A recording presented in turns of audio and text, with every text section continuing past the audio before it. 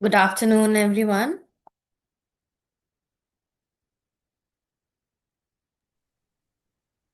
Good afternoon, ma'am. Good afternoon, ma'am. Dear authors and invited guests, welcome to the technical session 80. I am Meghna Mathur and this session would be moderated by me. On behalf of Global Knowledge Research Foundation and GR Scholastic LLP, it is my great pleasure to welcome you to the 10th International Conference on Information and Communication Technology for Competitive Strategies ICTCS 2025, Jaipur, India. The 10th edition of the conference is being organized in hybrid mode. The physical event was held on 15th December 2025 in Jaipur, India, and the virtual event is being held through Zoom on 16th and 17th December 2025. I hope you will enjoy the knowledgeable and interactive sessions throughout the day. In this session, we have 10 presentations. Each presenter will be given 10 minutes for the presentation and 2 minutes for their questions and answer. On 9 minutes, I will raise a gentle reminder. There is another request to all the participants that you all stay connected with us till the closing remarks. If you have any query or update, then you can write to me in the chat box. Just before we start this session, I would like you all to introduce to you with our session chair, Dr. Sunil Sangve. Sir, welcome. Dr. Sunil Sangve is a professor, Department of Artificial Intelligence and Data Science, Vishwakarma Institute of Technology, Pune, India. He has more than 22 years of teaching experience in academics. His area of specialization is network security, data mining, software engineering, data science, and analytics. Welcome, sir.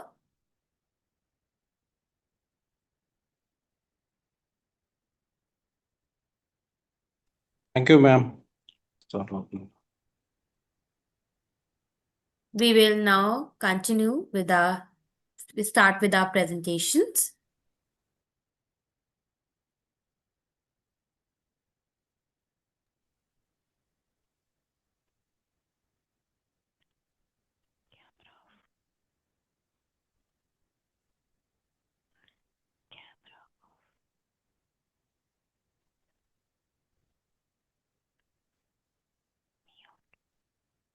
Now, our first presenter is Brinda D. And the title of their paper is A Hybrid AI Powered Emotional Wellness Companion with Embedded Interaction and Sentiment Intelligence, a review.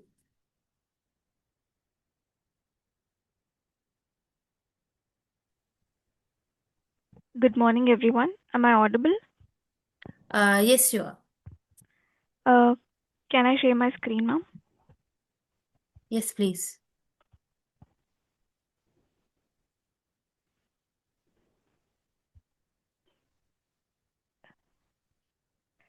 Is it visible, ma'am? Yes. Okay. So, good morning, everyone. I'm Brinda from B&M Institute of Technology. We are presenting Therabot, a hybrid AI-powered emotional wellness companion with embedded interaction and sentimental intelligence. This is a phase one of a project, a comprehensive literature review where we've analyzed the cutting edge research and proposed system for mental health support. This isn't a finished product, it's carefully researched blueprint based on a peer reviewed literature. Let's talk about the crisis we are solving.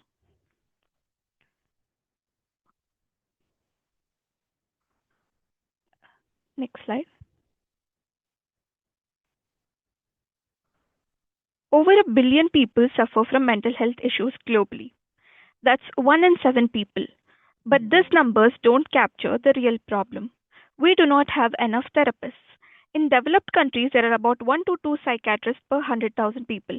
In India, we have only 0.75 psychiatrists per every 100,000, which is far below than what's needed. Here's a critical issue. Our mental health approach is reactive, not proactive. What if we could detect mental health issues before they become severe?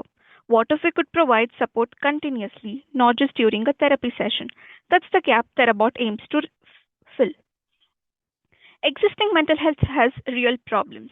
Most chatbots can only read the text. They can't hear the stress in your voice or see the sadness in your face. They simply act as black box. Users do not know why the AI is giving this advice. There is no physical interaction, and it's also a privacy concern. Most solutions rely only on cloud storage, where people don't trust them with the sensitive data. These are the gaps we aim to fill. Based on the existing research, we propose Therabot, a hybrid system that combines four proven technologies. Component 1, which is conversational AI. We are using transformer based models, specifically GPT based LLMs that understand the context and respond empathetically. This system learns conversation patterns and generates natural human like dialogue. It's available 24/7. Component 2, which is multimodal emotion. This is where Therabot gets powerful. When you combine three powerful multimodal fusion, which is it doesn't just read text, it listens to your voice and also watches your face. We get up to 92% accuracy, which is 17% better than any single method. If my words say, I'm fine, my voice sounds shaky, and your face shows tension. The system triangulates the truth. This is published research from RADAM, ETAL, SIM, and CHU. Component 3, which is explainable AI. We propose implementing explainable AI using SHAP and LIME. The Therabot detects anxiety and it doesn't just say you're anxious, it explains I detected anxiety because you spoke 1.5 times faster than your baseline. Research showed this transparency increases users' trust by 37%. And the component 4, which is optional physical robot interface. Here's something special, where adding a 3D printed robot companion makes it more friendly, approachable, and not threatening. These four components together make the Therabot unique. Not an existing mental health AI combines all four. So, this is how it would work. Step 1. User provides the input. They might type a message, I feel overwhelmed, or they might even speak, or they might use their camera. So, multiple modalities can be a user's choice. Step 2. Simultaneous multimodal analysis. It's not sequential but parallel. BERT analyzes the text sentiment simultaneously with the by LSTM analysis speech patterns, simultaneously with the CNN analyzing the facial expression. Step 3 is emotion detection. The three outputs combine through a fusion layer. The system asks, is this person anxious, stressed, calm, joyful? It creates an emotion score. A probability distribution across emotional states are given. Step 4 is it generates a response. The emotion score plus a user's message goes to the conversational AI core. It generates a response and applies a cognitive behavioral therapy principles, which is CBT.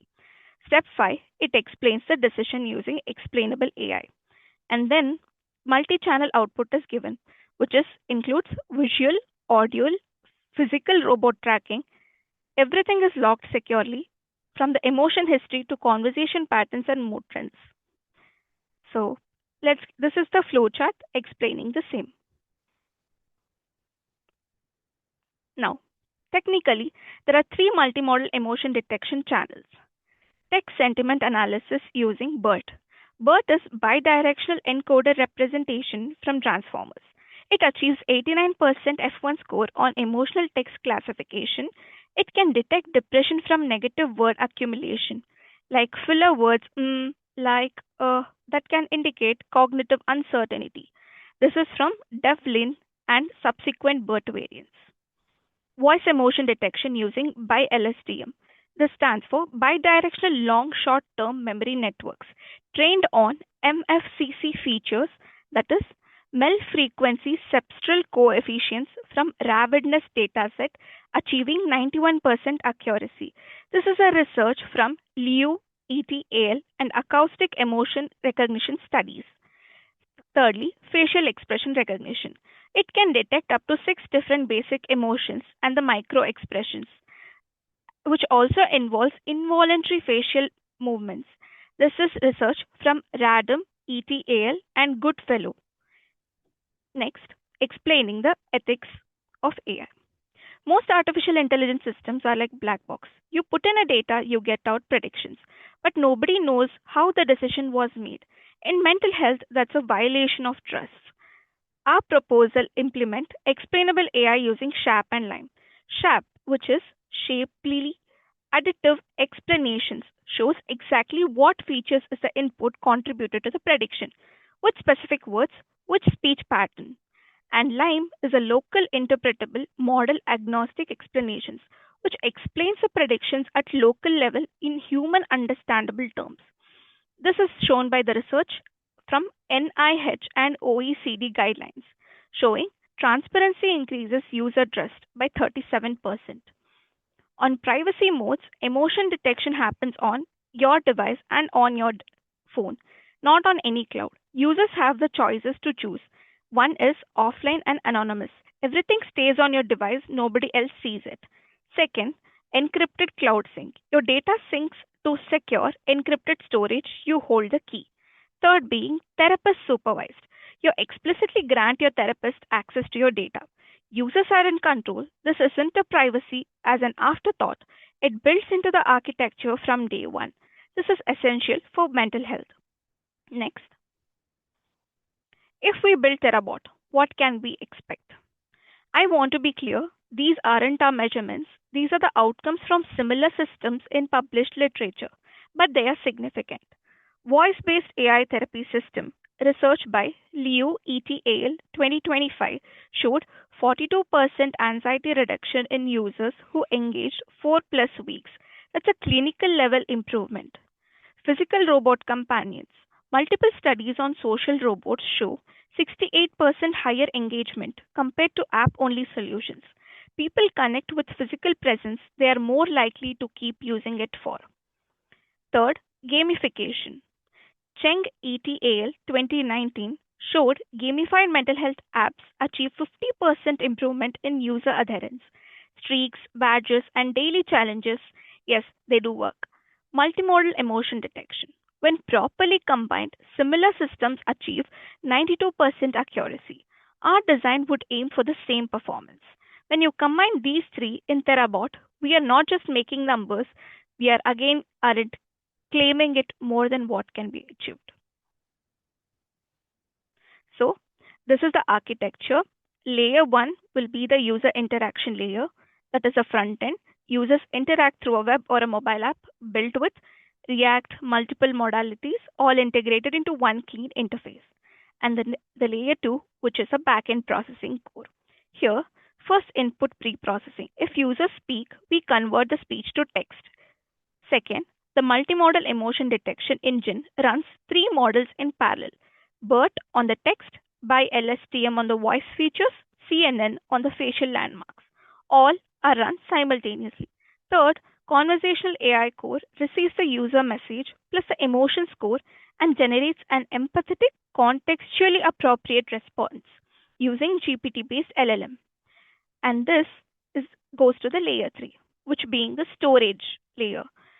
User emotional logs, journal entries, and conversational history all are encrypted and stored on the Firebase, critically stored only with explicit user content consent.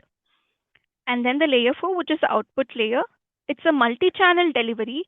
The response goes through multiple channels. It will be a visual output on the app UI, audio output through text to speech with emotional tone, and physical output if they have the robot, commanding it to change expression. The key architectural principle is Sorry edge for the first. interruption. This is a gentle reminder that you have 1 to 2 minutes left for the conclusion of your presentation. Yes, ma'am. Okay, next slide. This is the key research insights. Why Terabot is grounded in research.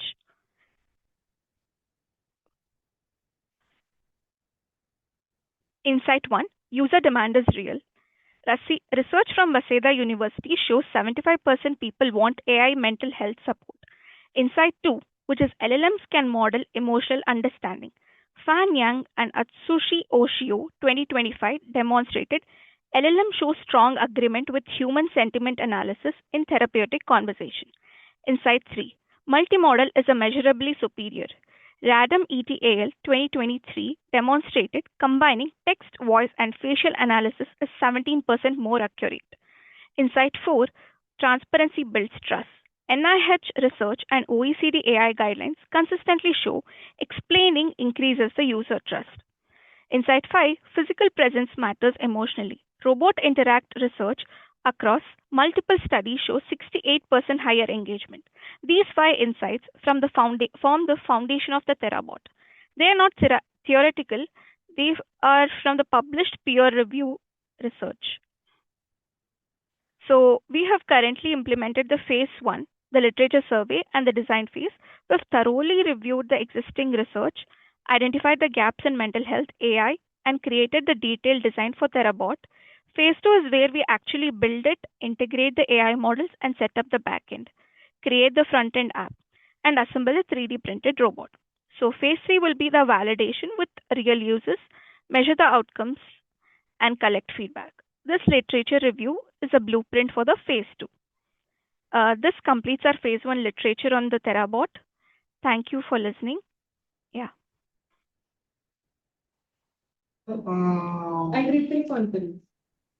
So you have done good work, ma'am. Now, a single question to you is how your system detects the emotions? What type of systems you have proposed through the Therabot? I'm audible? Hello? Yes, sir. Yeah. So, your question was how Therabot proposed multimodal detection emotion, right, sir? Yeah. So, it analyzes the user's text with the BERT style sentiment models. So, user text is analyzed using BERT, and their voice is analyzed using BI-LSTM on acoustic features like pitch, speed, or tremor. And third part is their facial expression. This is done using the CNN-based emotion recognition. So BERT, BI-LSTM, and CNN, these 3 signals are then a multimodal fusion is done, which gives the final emotion label along with the score. And then we identify one among the 6 emotions that we have, be it anxiety, sadness, or calm. Okay, ma'am. Thank you. Thank you, sir.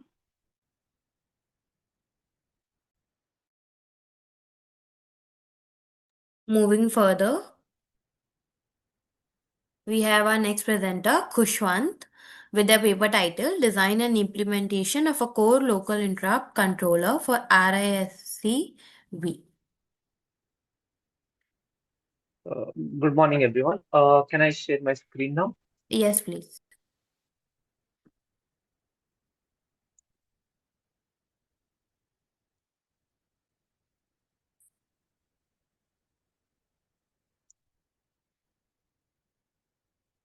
Yeah. Okay. Good morning, everyone. My project is basically design and implementation of core local interrupt controller for RISC-V.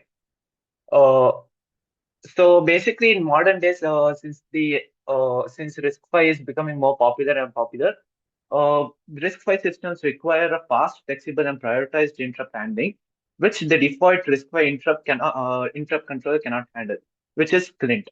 Clint has many drawbacks like limited flexibility. It has fixed priority and lacks preemption and nesting. So we move on to a modern solution, which is called the core local interrupt controller, which is nothing but the click.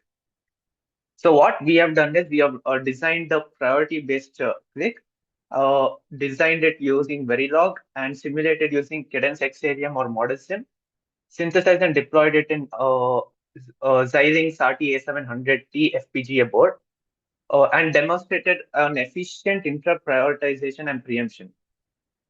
So yeah, what are some of the drawbacks of Flint is that there is minimum interrupt support in Flint, whereas in Click, there is a scalable interrupt controller, which can support up to 4096 sources. In Clint, the priority is fixed. We cannot preempt of any kind. Whereas in Click, the priorities are programmable. It supports preemption and nesting. In Clint, the sources are limited to software and timer interrupts, whereas in Click, it supports internal and 8 external interrupts. The handler model is a single trap entry in Clint, and it is direct vector entry in Clint. So our objective is to basically integrate a click model. So how we have done this is we've defined the interrupt requests that the controller must handle in the first phase. We integrated this into modules and tested it using test bench to simulate the behavior of the interrupt controller. Then we perform the synthesis to ensure that it meets the timing constraints. Uh, and we also generated a top module which integrates both of this, which is basically which I'm going to be explaining in the next slide.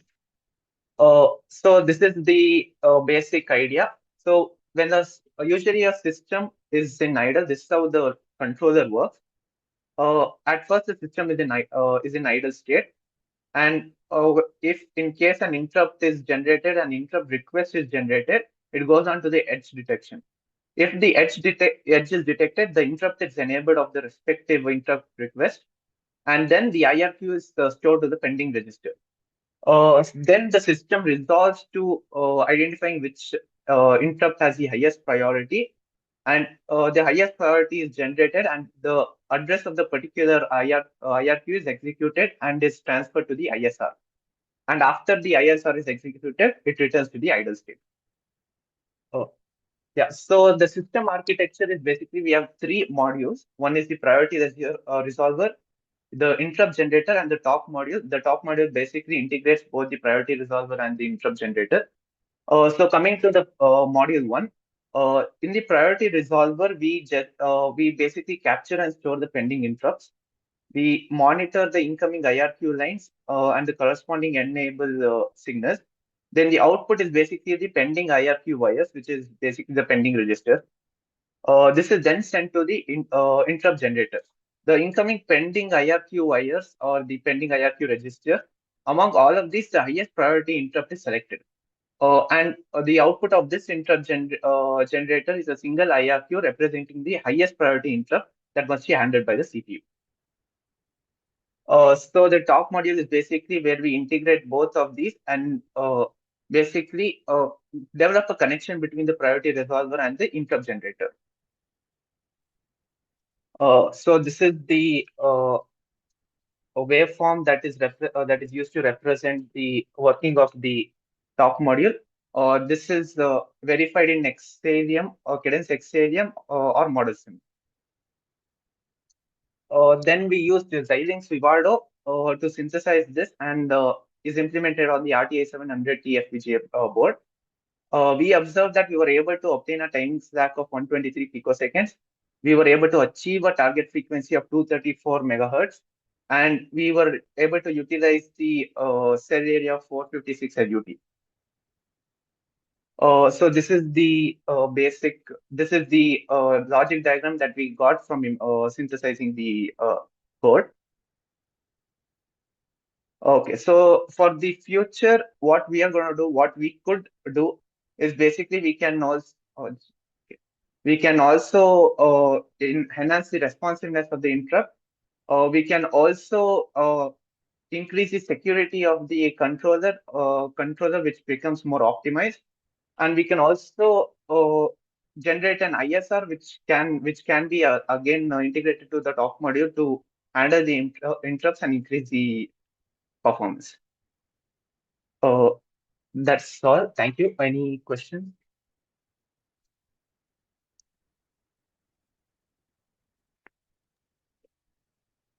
So, okay, thank you. What type of system you have implemented? That is RISC-V. That is. Yeah, RISC-V, sir. We've used the RISC-V instruction set architecture to develop this controller. Yes. Okay. So how you are comparing this one with the CISC type of systems, which is going to be a more efficient? Actually, the reason why RISC-V is growing in development is because of its open source development. CISC, as you know, sir, most of the x86 the instructions are limited and we cannot get that. So RISC-V is growing in popularity. Keeping that in mind, we were able to generate a more efficient click model, which is better than the default RISC-V interrupt controller. Basically, we compared it with the default RISC-V interrupt controller. Okay, thank you. Thank you, sir. Thank you, everyone. Thank you. Moving further, our next presenter is Urmila Natarjan.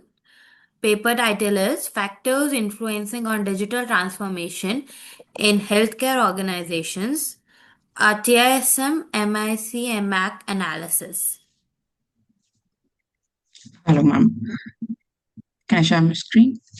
Yes, please. Yeah, thank you.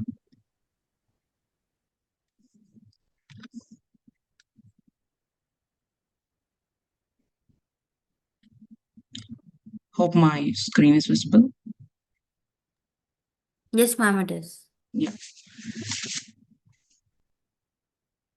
Hi. Good afternoon to everyone. My name is Urmila Natarajan, and I'm here to present my paper on the factors influencing on digital transformation in healthcare organization.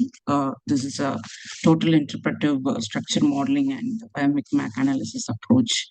To give a brief introduction about this study, basically, this title itself deals completely about the digital transformation in healthcare organization, which has become one of the critical priority for the healthcare worldwide, which is driven by increasing patient expectations and with the rising healthcare cost, and also with numerous technological advancements and the need for a resilient in healthcare system, especially after COVID-19 pandemic.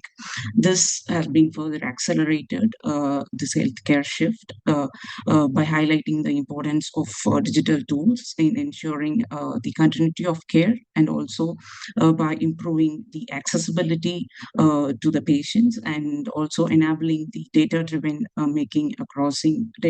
decision making across the healthcare systems. So, despite the significant investments of a lot of technologies in health, digital health, such as the electronic health records or telemedicines and integrated health information systems, many healthcare organizations continue to face challenges in achieving the successful digital transformations. Uh, these challenges arise because of not just solely depending on the digital initiative, but also the healthcare itself being a complex and multidimensional process influenced by organizational, strategic, financial, human, and a lot of environmental factors. Uh, Understanding how these factors interact with each other for the essentiality of successfully implementing this transformation is become so significant. So through the existing literature which has been already present, which gives numerous factors influencing digital transformations. However, most studies examines these factors in isolations. There is a very limited number of empirical evidences explaining how these factors are interrelated and which factor is driving the others and which are more critical for decision makers to prioritize. So this gap creates the uncertainty for the healthcare leaders attempting to design coherent and sustainable digital transformation strategies. So in order to address these gaps, this present study, which focuses on identifying and analyzing the factors influencing digital transformation in healthcare organization using the combined approach of total interpretive structure modeling, which is TISM, and MICMAC analysis approach. Basically, this TISM helps in structuring the relationship among the influencing factors and developing a hierarchical model, while MICMAC analysis classify these factors based on the driving and depending power. By applying these integrated methodologies of both TISM and MICMAC, the study provides a deeper insight into the causal relationship among factors such as top management support, digital strategy, operational agility, financial viability, interoperability, and technological infrastructure. This findings aims to support the healthcare policymakers and the administrators and also the practitioners by offering a systematic framework to prioritize the interventions and also to allocate the essential resources, and also completely to guide on the successful digital transformation initiatives in healthcare organizations.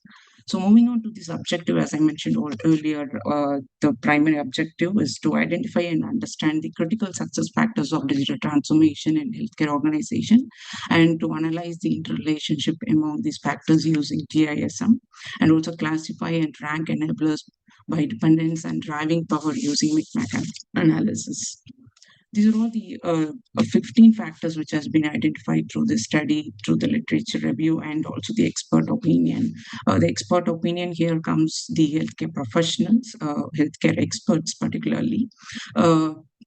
Through the DASM approach for the successful application of implementing this model, the first step is to identify the factors which are influencing the digital transformation, which has been identified through literature review, and establishing the interconnectedness between these factors in order to arrive at the initial reachability matrix. The contextual relationship between these factors has been established.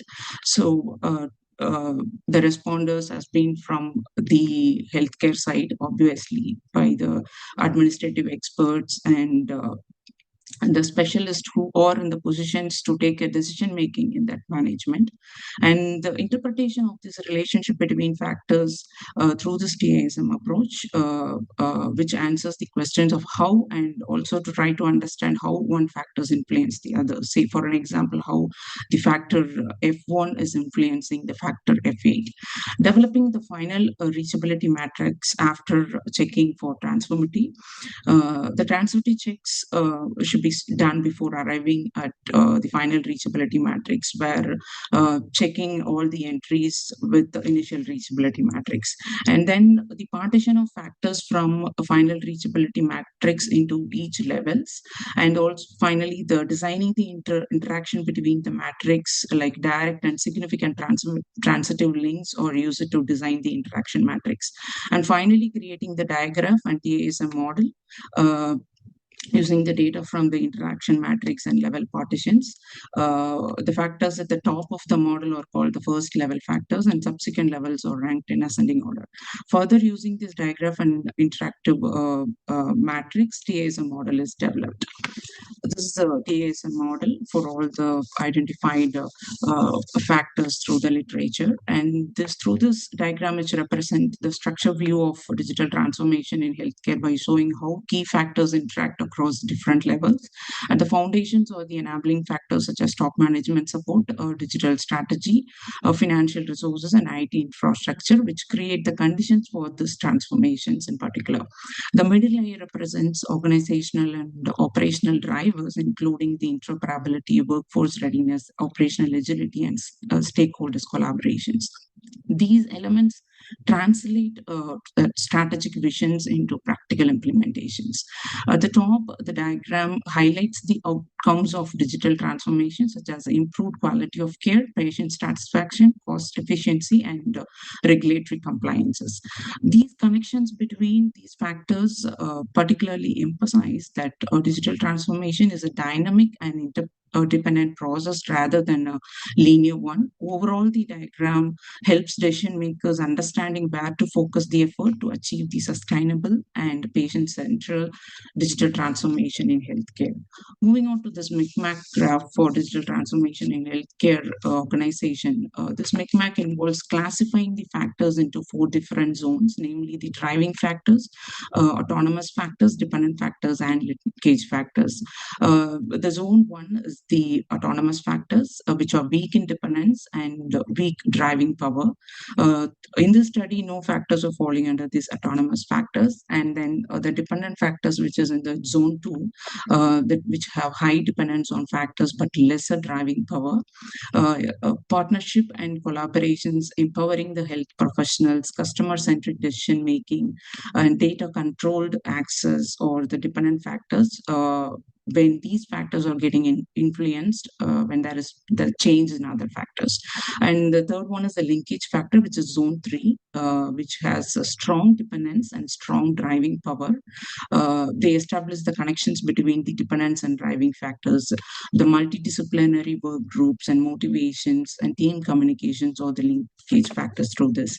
The fourth one is the driving or independent factors, which is zone 4, which has strong driving power but weak dependence. Uh, Through this study, the top management support the digital strategy, the operational agility, financial viability, integrated health system, and telecommunication infrastructure are the driving and key factors for this particular study. Going Sorry. on to the, yes, ma'am. Okay, this was just a gentle reminder Yeah, that you have 1 to 2 minutes for the conclusion yeah, of the sure. presentation. Sure. Finally, the conclusion part, as already mentioned, that digital transformation is not simply about adopting new technologies or upgrading existing system. The successful transformations require healthcare organizations to move beyond financial investment and focus on set of critical success factors that enable effective and sustainable implementations. Strong management support and well-defined digital strategy are central to this process, which has been identified through this integrated TASM and Big Mac analysis, where healthcare organizations must align their digital initiatives with the broader objectives, including global competitiveness, improving accessibility, patient-centered approach. This study contributes by identifying these factors and also the widely accepted concept and literature validated through expert insights.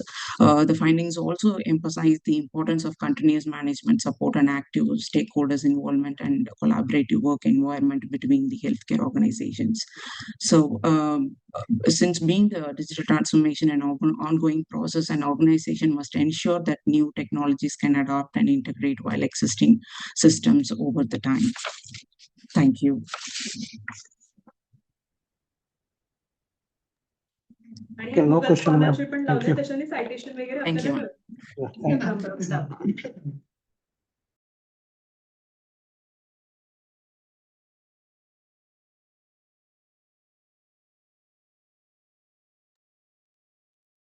Thank you, ma'am.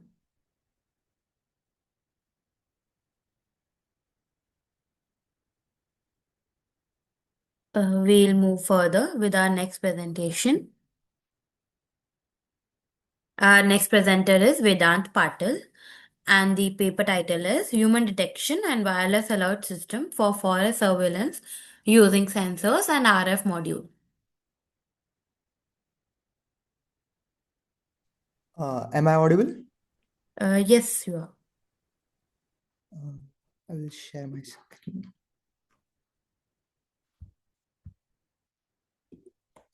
Sorry.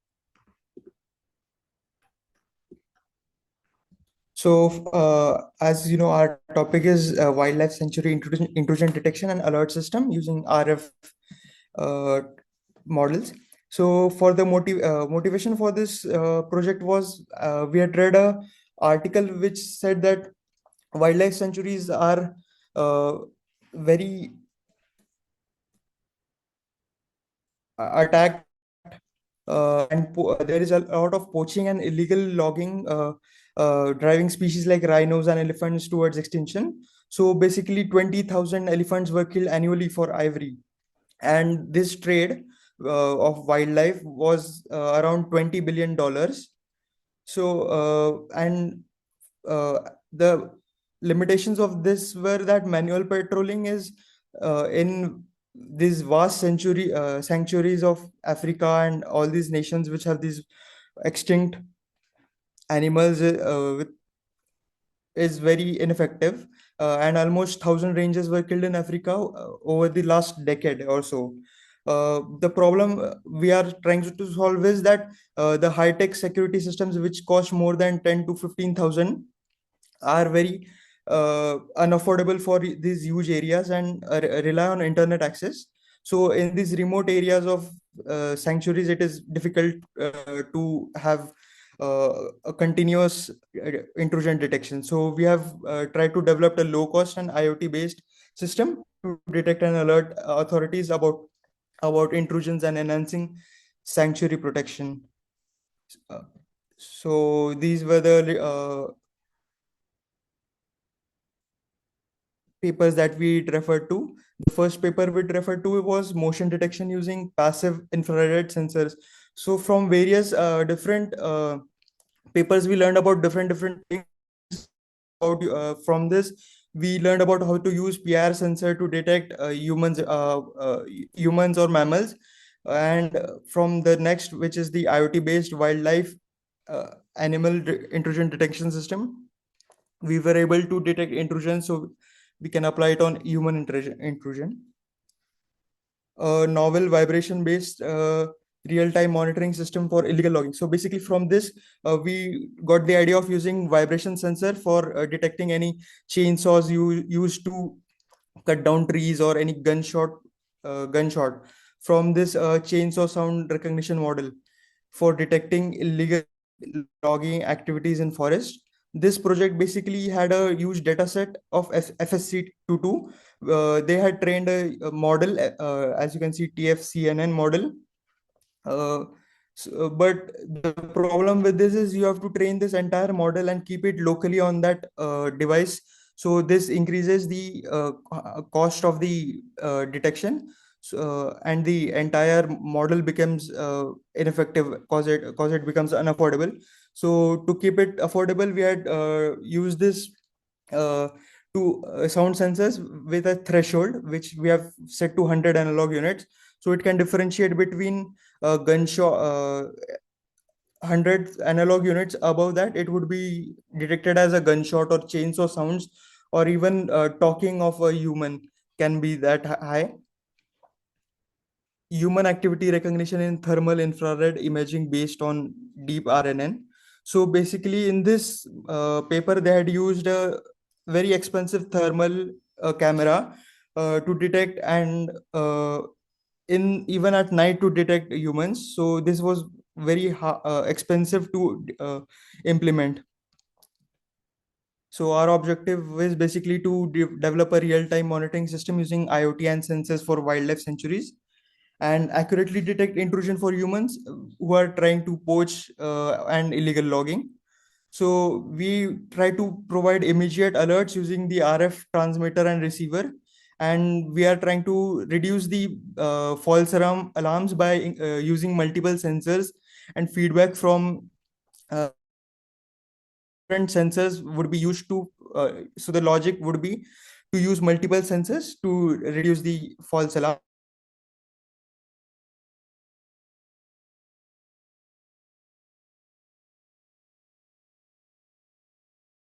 The Python GUI would be used to have the data visualized at the uh, ranger's screen, so he can see what are the sounds, and the what is the distance between the animals.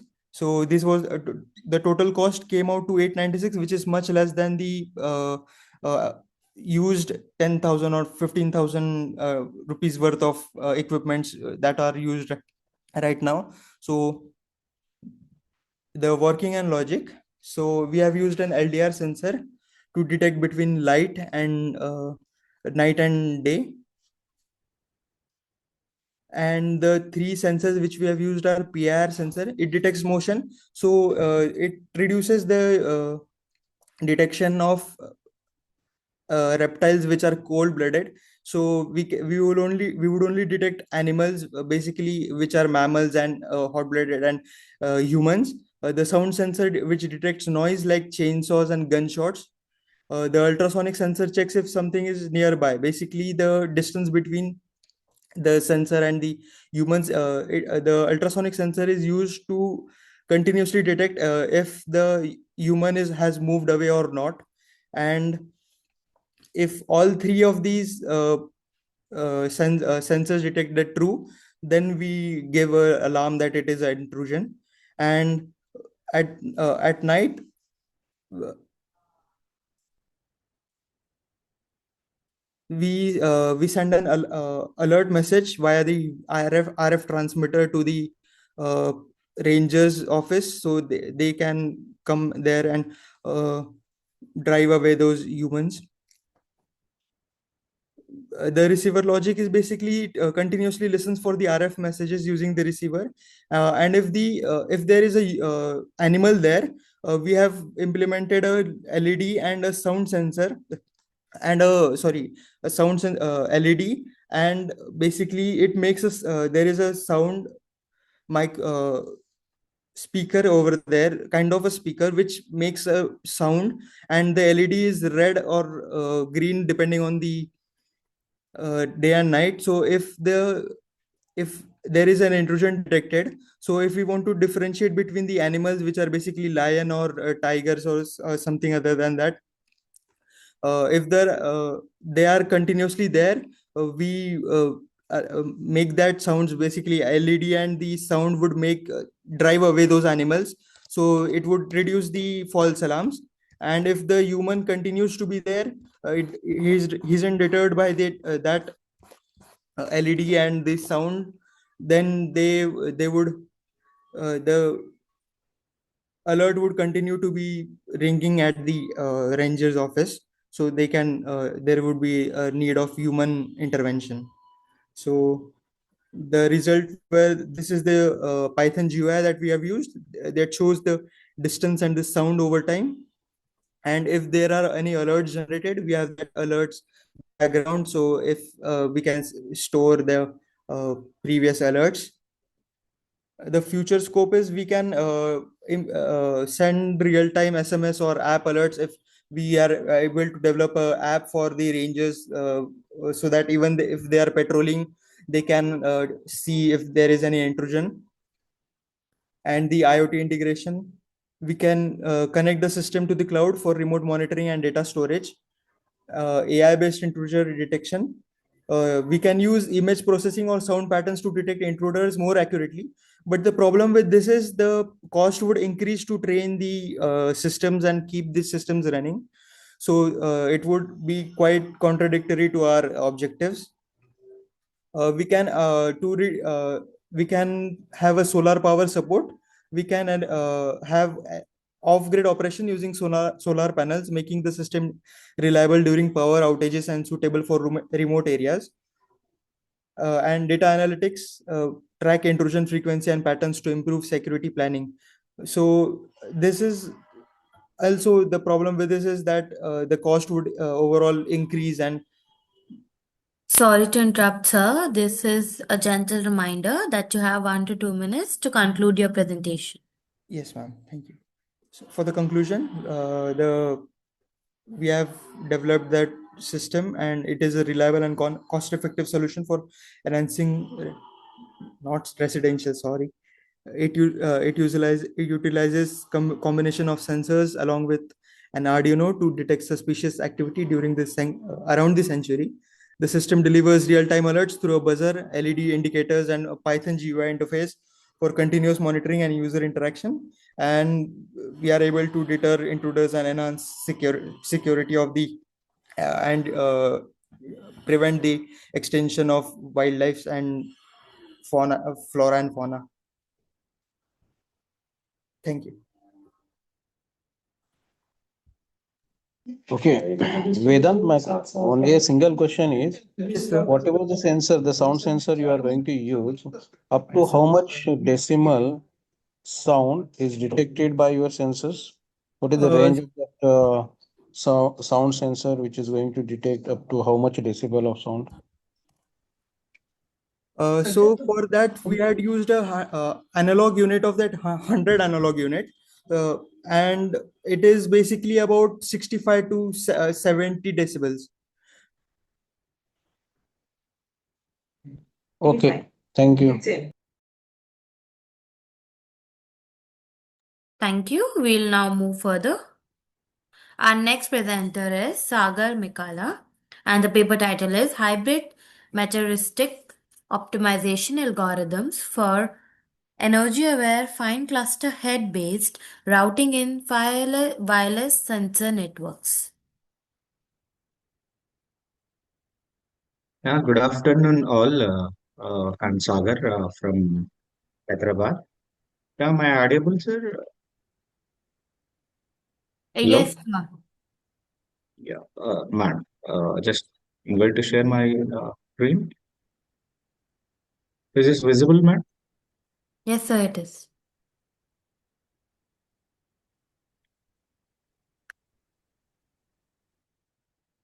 Now the presentation is visible, ma'am. Yes, sir. Yeah. Once again, good afternoon, sir, and good afternoon, all. This is Sagar from Hyderabad. My presentation title or my research title is Hybrid Meta Heuristic Optimization Algorithms for Energy Aware Fine Cluster Head Based Routing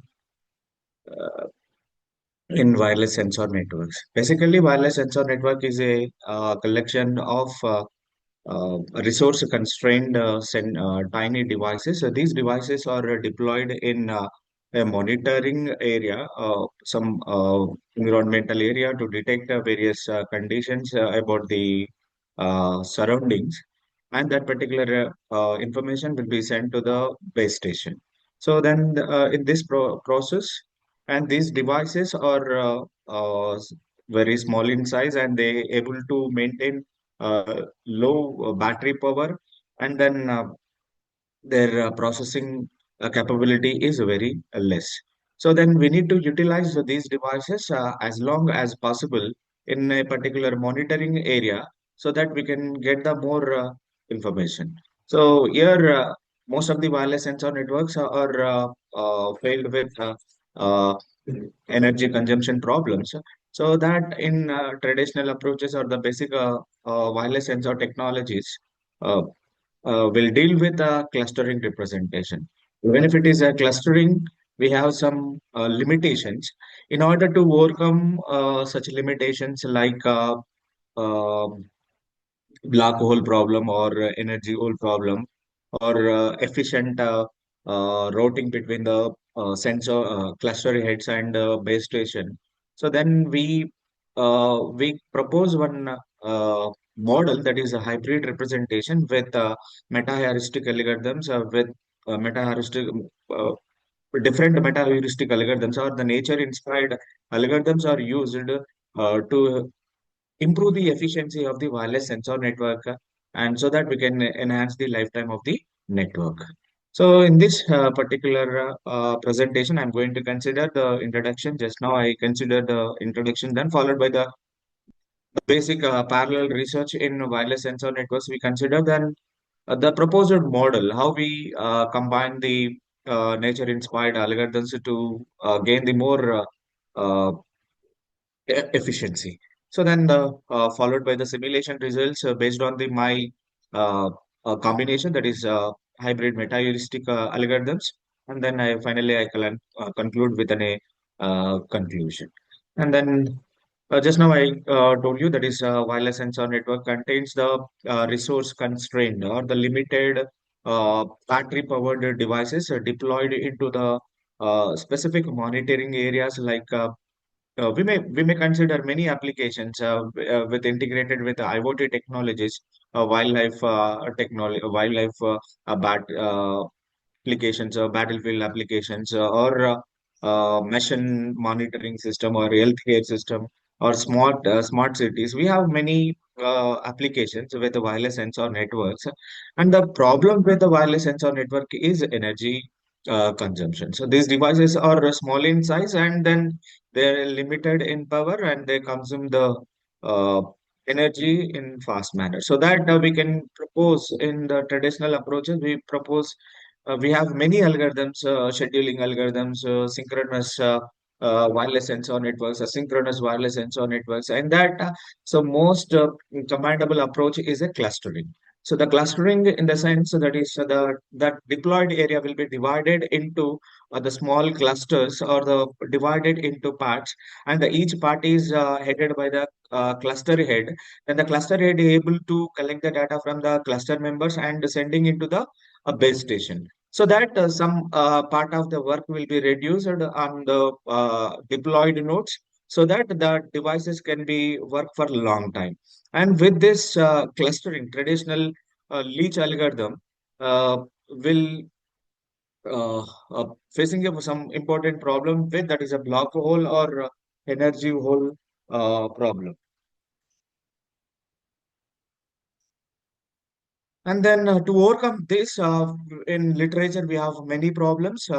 In that, we have to consider one traditional or the basic wireless sensor technology with the clustering is a leech, and then leech with hybrid leech representations, fuzzy logic based approaches, and the uh, particle swarm optimization algorithms are deployed to improve the efficiency of the uh, models, that wireless sensor network, gray hole for optimization techniques. So we have many nature-inspired optimizations techniques, so that still there is uh, a gap to improve the efficiency, energy efficiency of the network, so that we can enhance the lifetime of the network, so that we can reduce the cost. And so for that, we proposed some hybrid model, that meta heuristic based hybrid meta heuristic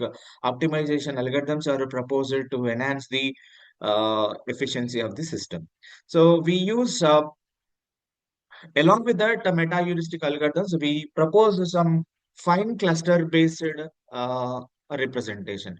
This basically, that clustering is that area will be divided, the sensors are divided into groups, and then these groups are further divided into fine cluster heads, like we call it as a gateways. And these gateways are used to collect the data from the cluster heads, and then the cluster head will the fine cluster head will send the data to the route the data to the base station. From that base station, that data will be available for everyone. So then it is sent to the public. So here the work on that particular cluster head will be reduces by imposing the concept of a fine cluster head representation. The fine cluster head is cluster of a cluster we have to consider. So this, in order to divide the clusters, we clusters and fine cluster heads, we use one meta heuristic algorithm or the nature inspired algorithm, that is a factorial foraging technique. And then routing between the fine cluster heads will be represented with the help of the and colony optimization techniques. So that we can get the uh, we can reduce the energy consumption in the network. So these are the some my research objectives we have to consider when it is just dividing the clusters into the fine clusters, and we call the and colony optimization for the routing. And then we finally we our hybrid model is compared with traditional approaches with a leech algorithm followed by other simple meta heuristic algorithms or the optimization techniques. So then this is a basic working methodology of proposed representation, that is deploying the nodes in the monitoring area, then followed by the finding the neighbor nodes, then forming the clusters and electing the cluster heads. From the cluster heads, we are finding the fine cluster heads, and we use factorial foraging techniques to find the route from fine cluster heads to the base station. And then fine cluster head can able to aggregate the data from the which is received from the cluster heads, and that data will be sent to the uh, base station. So then this is a basic idea we have to consider, and then there is some algorithm representation that is represented in paper.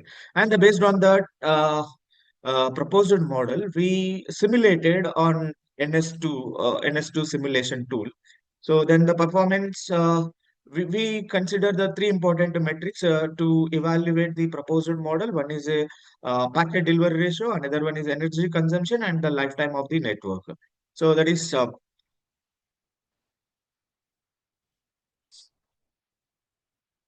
these models, I just I consider the this met in order to prove the my model is efficient than the other models. I use other models is energy efficient uh,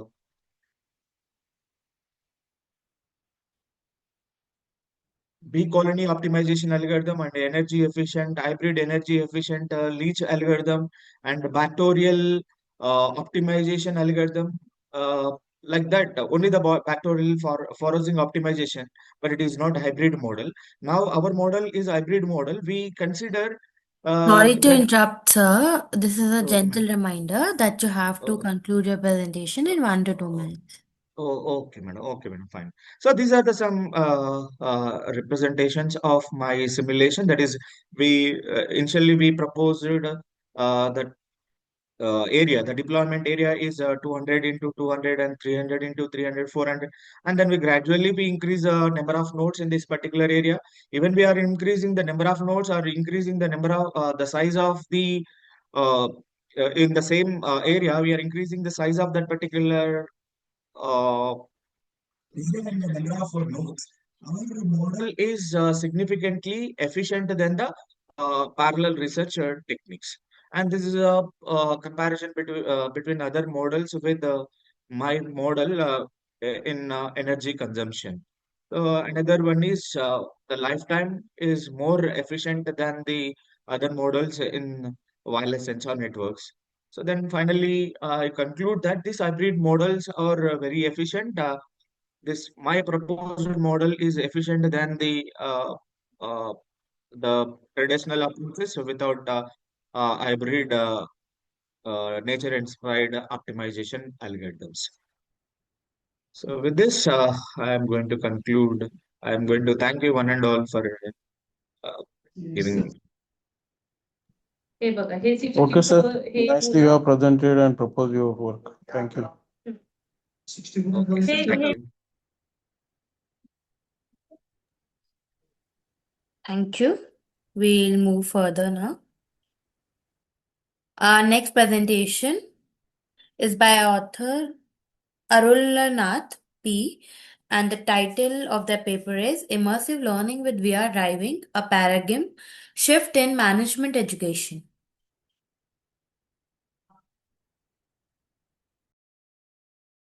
Move further.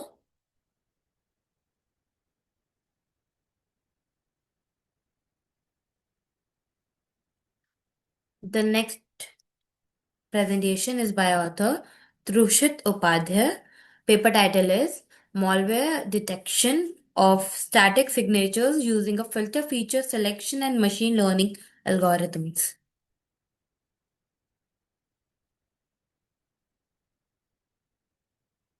Okay, good afternoon, everyone. Can I share my screen? Yes, ma'am, sure.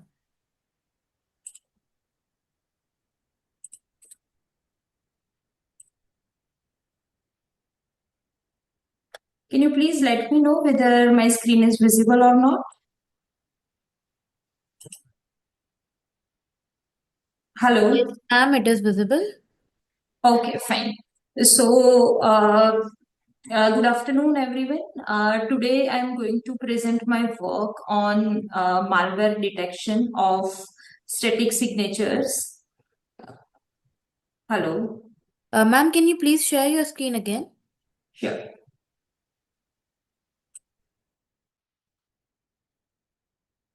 Now, can you see my screen? Yes. Okay. So today I'm going to present my work on malware detection of static signatures using filter-based feature selection and machine learning. So basically, this work focuses on the detection of the malware because a lot of growth in the malware we have observed. And we have also explored the traditional methods which are available for the malware detection, but those methods are having certain limitations. So due to growing popularity of the machine learning model in this domain, also we have explored different models and observe the impact of machine learning model for the detection of the malware. And we also explore different feature selection methods because the performance of machine learning models depends on the quality of the features that we have provided as the input. We have performed some experiments on the well-known malware related data sets. So basically, this is a collaborative work, and here I gratefully acknowledge my co-authors. So on behalf of everyone, I am presenting our work here. So this is the outline of my today's presentation. And as we know that malware is a software that is purposely designed to harm our computers, servers, networks, or their users. So here at the left hand side, we can observe that the growth of the malware is too much. Whereas right hand side shows the malware distribution in different operating system. So if we want to protect our systems, we need to protect our servers, then there is a need to explore or detect the malware. So we have done the analysis of the traditional approaches which are available for the detection of the malware. Among them, the first one is the signature base, where we compare the files against a database of known malware signatures. For an example, we have the hashes or the byte sequences.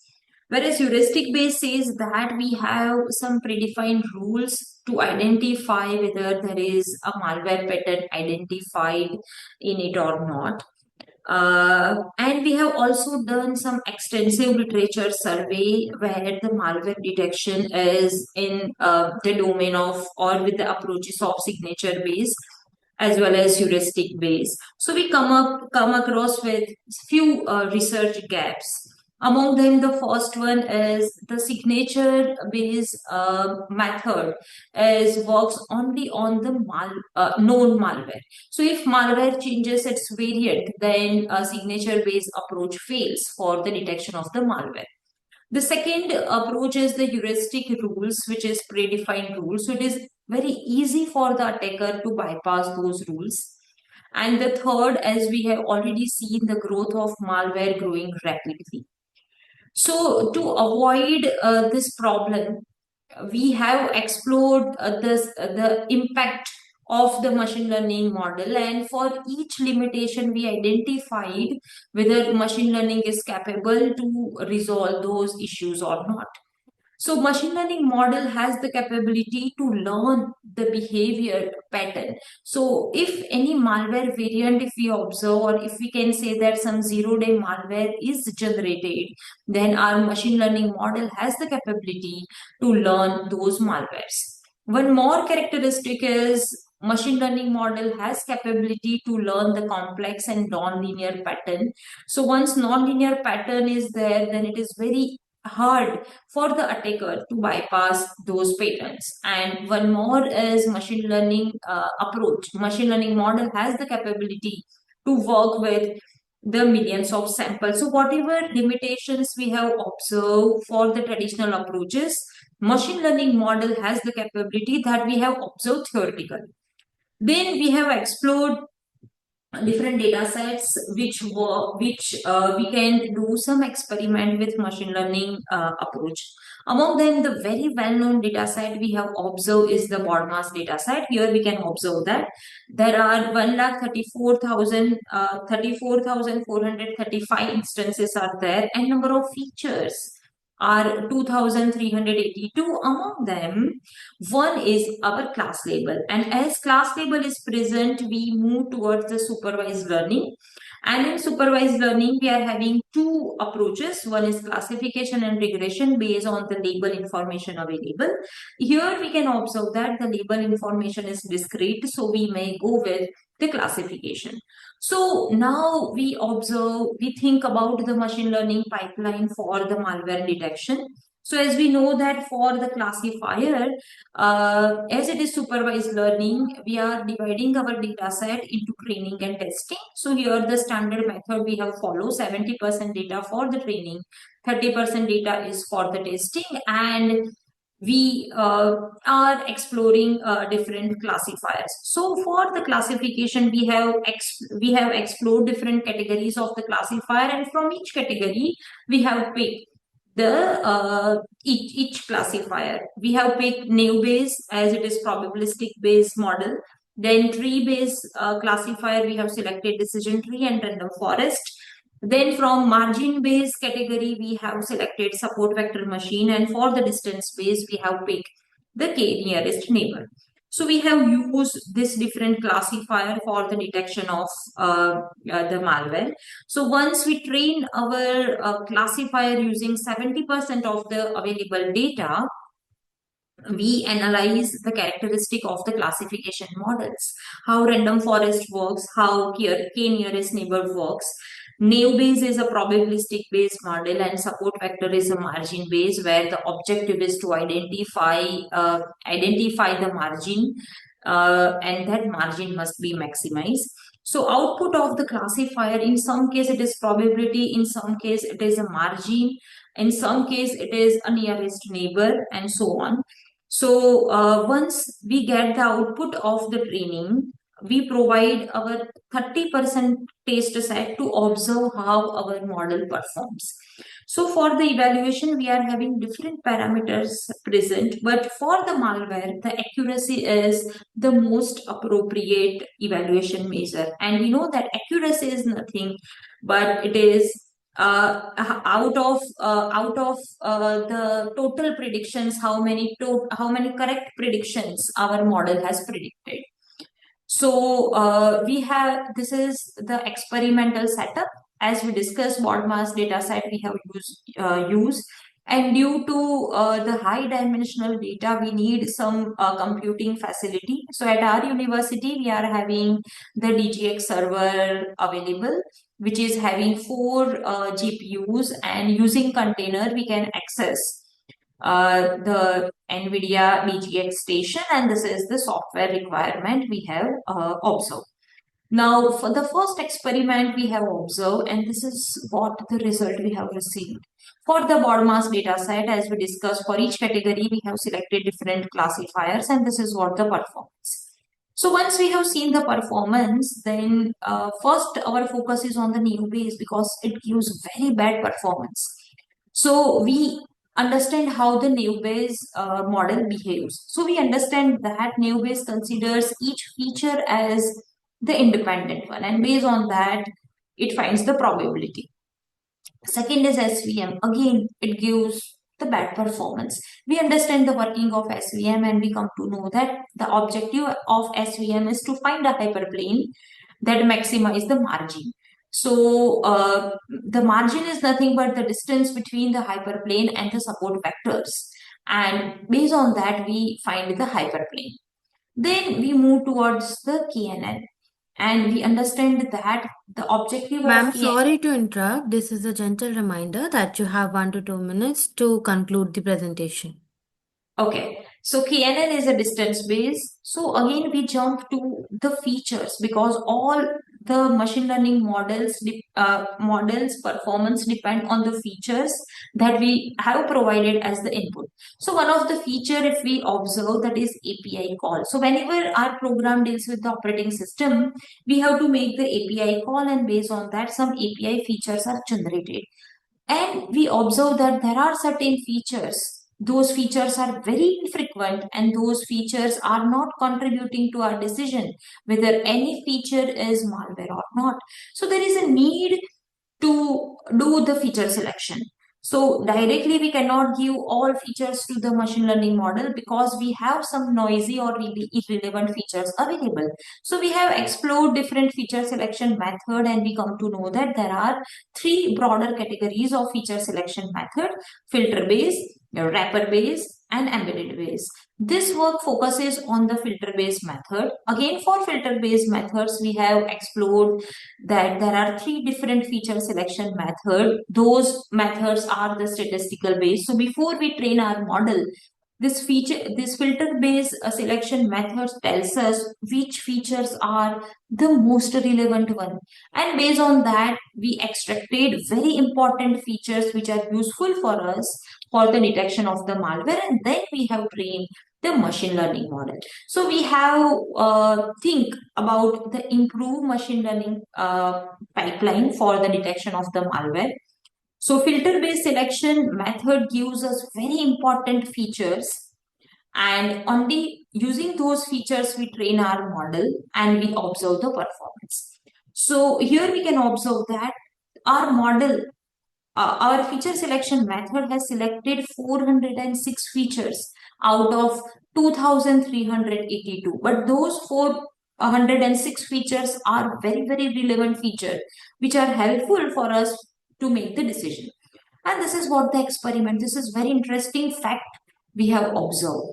The left hand side graph indicates that the performance of our machine learning model if we have selected the filter based feature selection method, and right hand side our standard ML model without doing any feature selection. So here we can observe that once we have done the feature selection, the machine learning model performance is enhanced. Again, if we dive into the performance of the feature selection method, then we have three different methods: information gain, chi-square, and Fisher score. Among them, we conclude Ma'am, that I'm sorry chi to interrupt. Kindly please conclude your presentation. Okay, so chi-square is having the capability to detect the sparse and non-linear features. So that is the most appropriate for the models. And this is what the conclusion. So due to the rapid growth of malware, we need to develop intelligent system. So we can select the machine learning model, but again, the performance of ML model depends on the features. So here we have explored the filter-based feature selection method, and we conclude that chi-square is the best method for the bottom selection because of the capability to capture the nonlinear relationship. These are the references. So thank you. Thank you, ma'am. No further questions. Okay. Thank you, sir. Thank you. We'll move further. Now we have our next presentation by author Arulanath with paper titled Immersive Learning with VR Driving a Paradigm Shift in Management Education.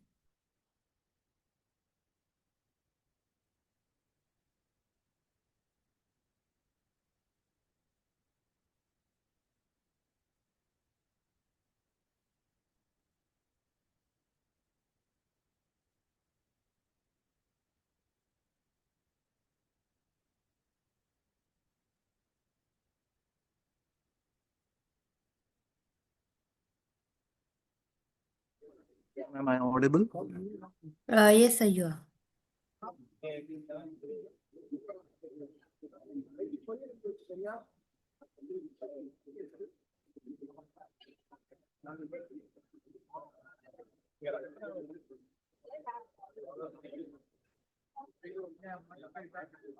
Okay. So good afternoon, respected chair, distinguished delegates and fellow researchers. I'm Dr. V. Arulanan, representing my co-authors from the Department of Management Studies, Punga Engineering College. So today I'll be presenting a paper titled Immersive Learning with Virtual Reality, a Paradigm Shift in Management Education. So this study explores how virtual reality is redefining teaching and learning practices in management education through immersive and experiential approaches.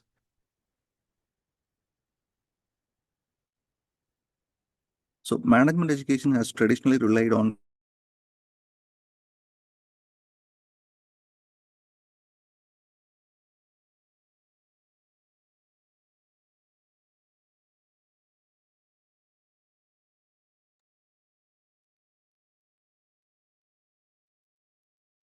and behavioral engagement, allowing students to practice leadership, decision-making, and problem-solving in realistic business scenarios.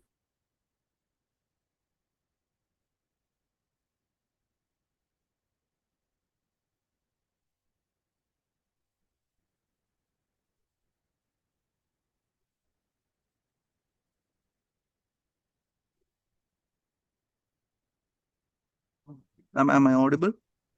Yes, sir, but your screen is not visible. One second.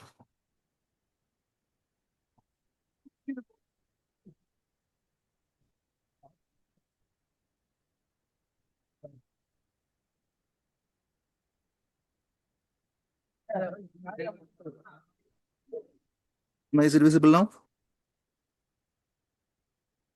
Yes. Okay. So virtual reality addresses this gap by offering immersive, interactive, and simulation-based learning environments. VR enhances cognitive, emotional, and behavioral engagement, allowing students to practice leadership, decision-making, and problem-solving in realistic business scenarios. So hence, VR represents a significant shift from passive learning to experience-driven management education.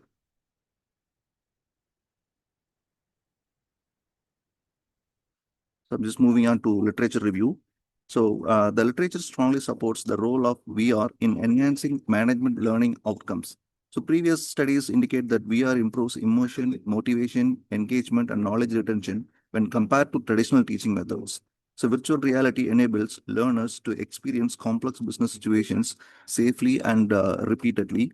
So however, the literature also identifies critical gaps such as high implementation costs, technical limitations, lack of faculty readiness, and absence of standardized pedagogical frameworks.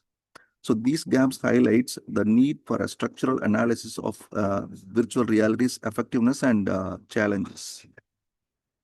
So next we move on to the methodology. So our review research, this study follows a systematic literature review approach. We reviewed around 50 peer-reviewed research articles published between 2021 and 25. So major databases used include Scopus, Science Direct, IEEE Explore, and Google Scholar. So with the keywords such as virtual reality, immersive learning, and management education guided the search. So both qualitative and quantitative studies were analyzed to identify trends, impacts, challenges, and future directions of virtual reality in management educations.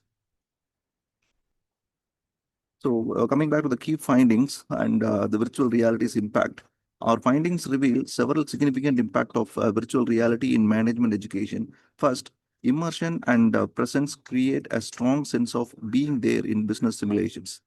And second, virtual reality enhances skill development, especially leadership, communication, negotiation, and teamwork.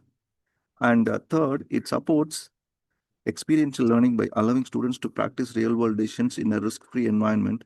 Additionally, virtual reality improves student engagement and motivation while also promoting inclusive learning opportunities for diverse learners across regions.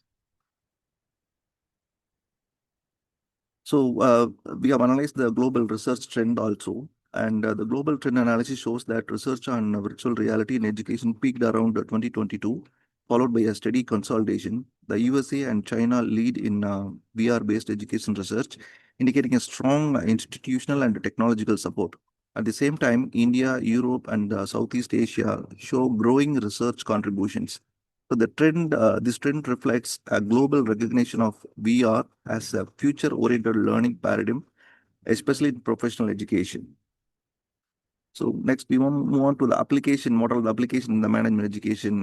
The sense virtual reality has wide-ranging applications in management education.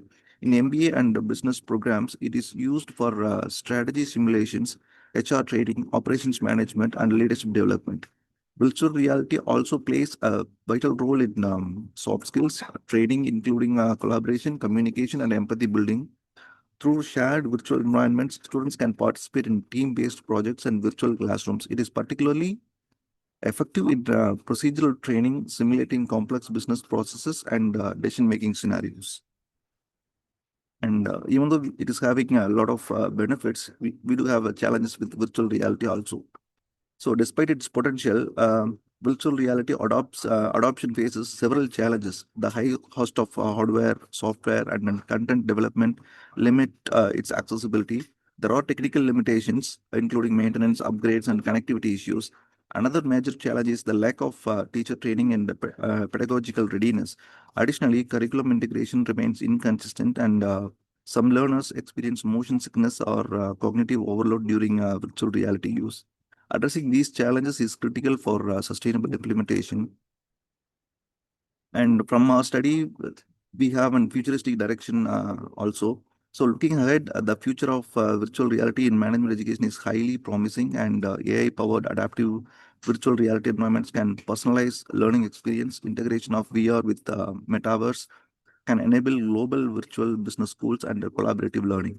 Advanced tools such as biometric feedback and learning analytics can further enhance learner assessment. Most importantly, the development of scalable and cost-effective virtual reality labs will determine widespread adoption in the educational institutions. And finally, we come to the conclusion. So to conclude, virtual reality is emerging as a powerful transformative tool in management education. It significantly enhances experiential learning, skill acquisition, and student engagement. So while challenges related to cost, technology, and training persist, these can be addressed through strategic planning and institutional support. So overall, virtual reality-based learning represents a future-ready approach to preparing management graduates for real-world business complexities. And thank you for your attention. Thank you.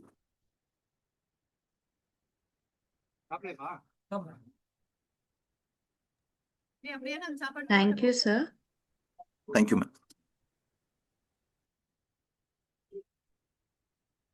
Sunil sir, do you have any questions for our presenter? No, ma'am. Please go ahead. Moving further, we have our next presentation by author Komal Patil, and the title of the paper is Post-Harvest Management Systems: A Survey of Machine Learning and Data Mining Techniques. Hello, ma'am. Am I audible? Yes, you are. Can I share my screen? Yes, please.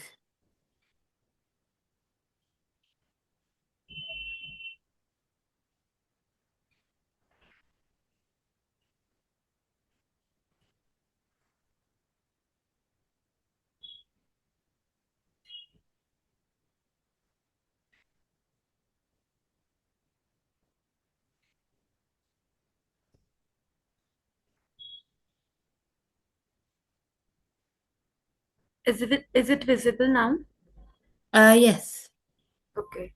So, good afternoon, everyone. I'm Komal Patil from MKSS Cummins College of Engineering for Women, Pune, and today I will be presenting our survey paper titled as A Survey of Machine Learning and Data Mining Techniques for Post-Harvest Management Systems. So, this is a collaborative survey, and I will present on behalf of all of our authors. So, moving to next, our agenda is introduction and background, the literature survey, problem statement modules, conclusion, and references. So, introducing our survey is that post-harvest management is a crucial yet often neglected phase of the agricultural supply chain, especially for perishable crops like fruits and vegetables. According to the Food and Agriculture Organization, more than 13% of global agriculture produce is lost after harvest. In India alone, this loss amounts to approximately 74 million tons every year. These losses occur after the crop has already been successfully grown, meaning that farmer effort is wasted. Natural resources such as water and fertilizer are wasted. Economic loss is passed directly to farmers. The primary reasons behind post-harvest losses include inadequate storage facilities, poor handling during transportation, limited cold chain infrastructure, manual and subjective freshness assessment. Traditional freshness evaluation depends heavily on human observation, which is consistent, time-consuming, and often inaccurate. With advancements in machine learning, data mining, and computer vision, researchers have started exploring intelligent solutions for post-harvest management. Machine learning models can analyze large volumes of data, identify complex nonlinear patterns, provide predictive insights rather than reactive solutions. In particular, image-based deep learning models such as CNN have shown strong performance in freshness detection, spoilage identification, shelf life estimation.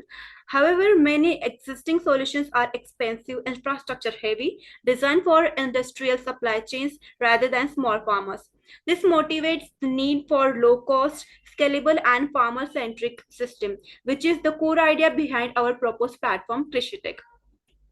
Moving towards literature survey, Our survey analyzes 6 major research works published between 2023 and 2025. Each study is evaluated based on methods used, key findings, and limitations. The first paper, published in 2023, focuses on remaining shelf life estimation during transportation. The study uses mathematical models based on respiration rate, a real-time temperature sensor. The key contribution is the ability to estimate shelf life during transportation. However, the limitations include only temperature is considered, other spoilage factors are ignored, no alerts or recommendations for farmer. This work highlights the importance of real-time data but lacks practical decision support. The second study, published in 2024, proposes a CNN-based system for classifying rotten and fresh foods. The strengths of this work are high classification accuracy, real-time image analysis, non-destructive testing. However, the study focuses only on fruits. Vegetables are not considered. Shelf life prediction is limited. This shows that CNNs are powerful but often applied in a narrow scope. A comprehensive survey published in 2025 examines the broader role of AI in agriculture and food systems. This work discusses computer vision for quality monitoring, machine learning for yield and shelf life prediction, AI-based supply chain optimization. The study concludes that AI can significantly improve agricultural efficiency. However, it also identifies challenges such as high cost, limited label datasets, poor adoption by small farmers. Moving next, another important study from 2023 explores artificial neural networks for quality and shelf life prediction. The authors are physical and quality related features. The authors use quality related features and physical features. Supervised ANN models. The study demonstrates that ANNs effectively capture nonlinear relationships. AI models outperform traditional statistical methods. However, the feature extraction is manual, no real-time or image-based inputs, no formal-oriented recommendations. The fifth paper applies machine learning techniques for shelf life prediction using historical datasets. Key findings include ML models outperform rule-based systems. Storage and environmental factors play a major role. The major limitations are dependence on historical data, performance varies across crops, lack of alerts, storage, or marketing guidance. The final paper, published in 2025, proposes a hybrid approach using color analysis, firmness testing with NIR spectroscopy. This integrated model shows high accuracy, strong correlation with actual shelf life. However, tested only on tomato, high equipment cost, limited scalability for small farmers. From the analysis of all 6 papers, we identified the following gaps. Most systems are crop specific, high cost and infrastructure requirements, limited real-time decision support, lack of farmer-oriented features such as storage advice and market linkage. These gaps clearly justify the need for an integrated, low-cost and image-less platform. Moving next is problem statement. So that was the reason the problem can be stated as follows. Post-harvest losses of perishable crops in India arise due to poor storage, inefficient handling, and subjective freshness assessment. There is the need for an intelligent image-based machine learning system to predict shelf life, reduce spoilage, improve storage decisions, provide timely guidance, increase farmer income. Moving next. So these are the modules. To address these problems, we propose KrishiTech, a modular platform integrating CNN-based freshness detection and shelf life prediction. So in that, we can upload the image of the crop, and at the back end, the CNN can work, and it can give the freshness of the crop. So it will predict if the crop is fresh or rotten. So on the basis of that, some actions will be recommended to the farmer. Storage and weather safety alerts will be given. Food processing and market linkage will be provided so that farmers can move their crop to any nearby processing units. Moving next. Community support and knowledge sharing module so that the farmers can connect to the other farmers sitting in the next corner as well, so that they can solve their problems as soon as possible. Sewing techniques and technology advisory module, system development and integration module, in which we can use Monster. So concluding, post-harvest losses in Indian agriculture due to inadequate storage, inefficient handling, and the lack of timely quality assessment. So this work presented Krishitech, a low-cost image-based machine learning system for freshness detection and shelf life prediction. So by integrating a visual quality analysis with storage recommendation, weather safety checks, and market linkage support, the system enables informed post-harvest decision making. Krishitech demonstrates the potential of scalable infrastructure-like digital solutions to reduce losses and support sustainable agriculture. Thank you for your time and attention. I will be happy to answer any questions.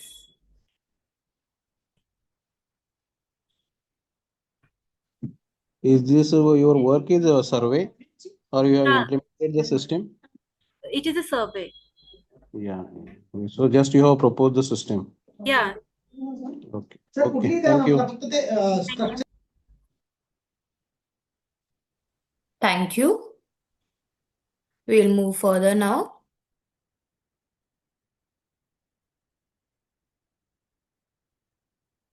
Our next presentation is from author Thanya, and the paper title is Smart Approach for Detecting Spoiled Eggs in Poultry Farms.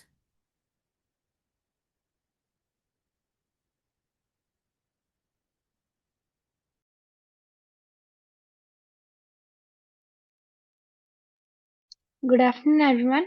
Am I audible?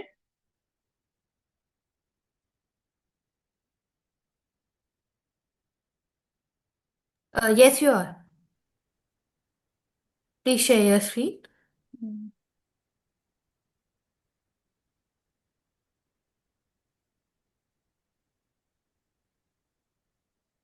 Does my screen is visible, ma'am? Yes. Okay.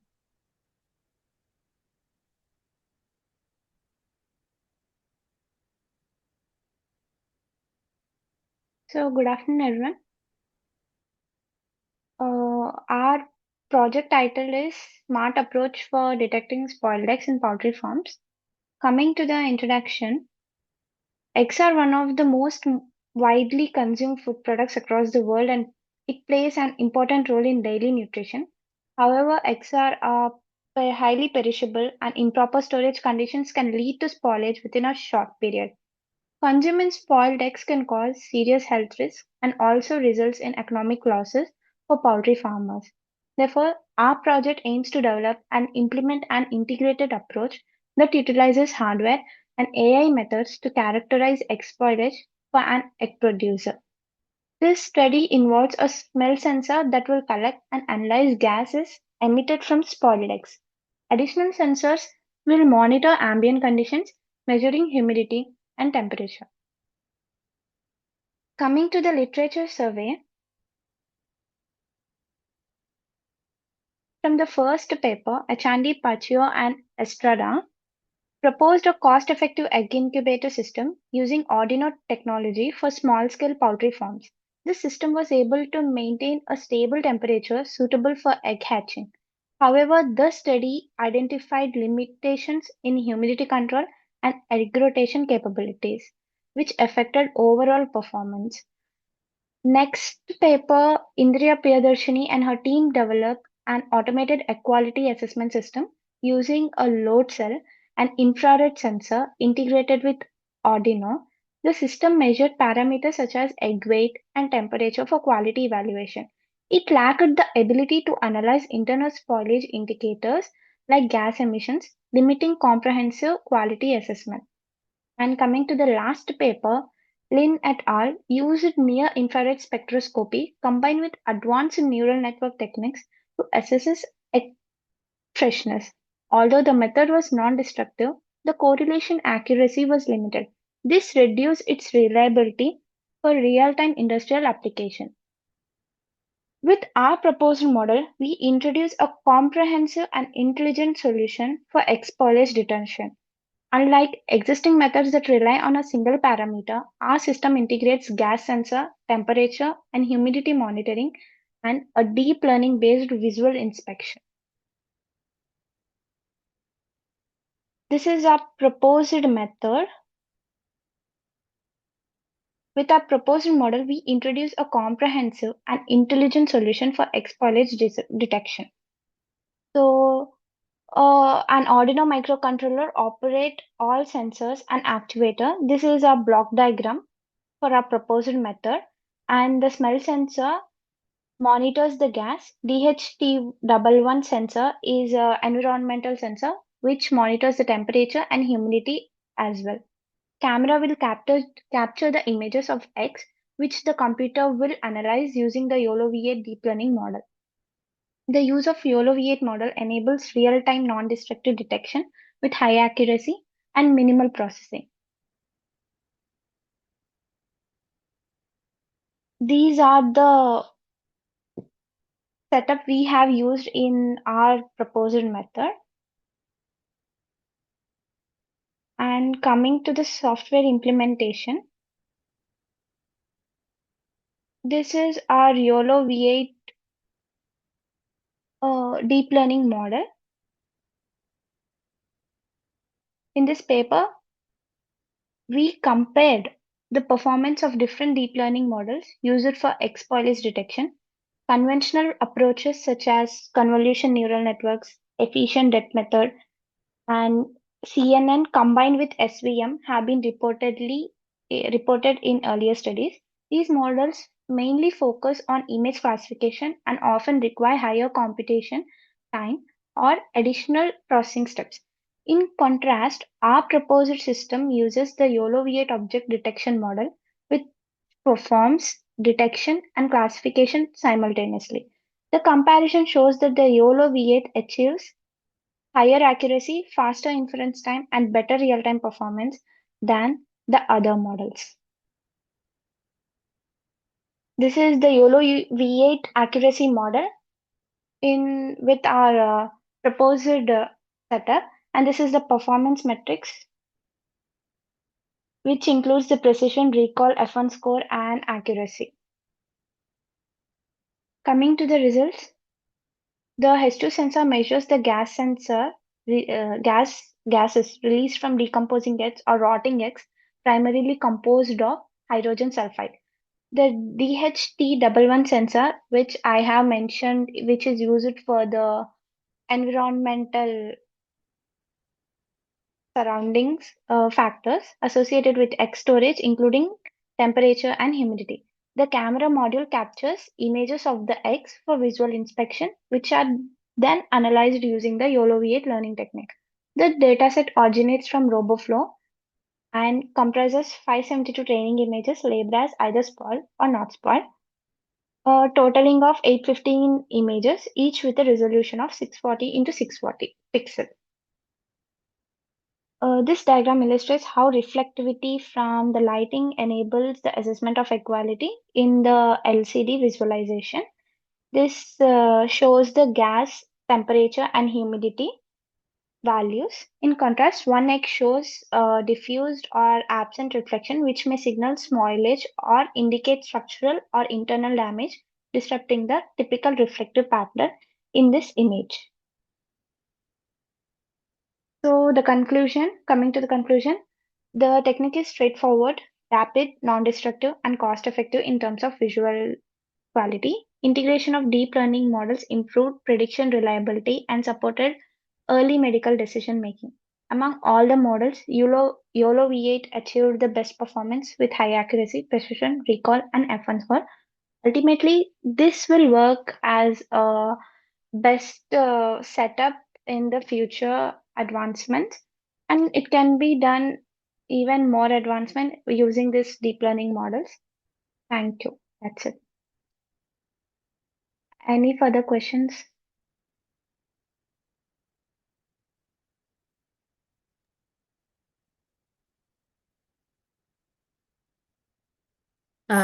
Thank you. So nice work, ma'am. Thank you. Thank you, sir. Moving further, we have our next presentation by author Arjun Gadge. And the paper title is Smart Rescue Prototype of a Low Cost Modular IoT System for Disaster Response. Good afternoon, everyone. Am I audible? Yes, sure. Can I share my screen now? Yes, please.